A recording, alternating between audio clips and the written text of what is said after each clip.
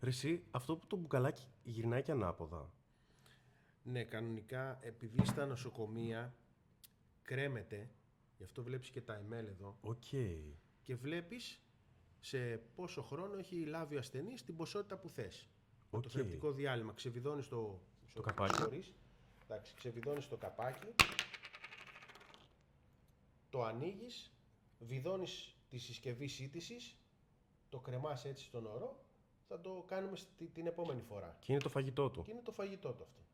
Και πόσα τέτοια πρέπει να παίρνει τη μέρα.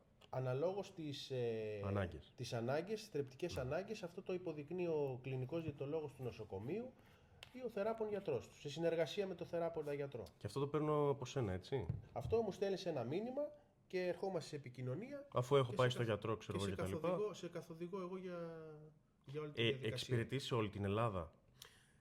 Εξυπηρετούμε σε όλη την Ελλάδα, ναι. Άρα, αν αντιστοιχεί κάτι τέτοιο σε μένα, στέλνω σε ένα μήνυμα και το διευθετούμε. Ναι, ακριβώς.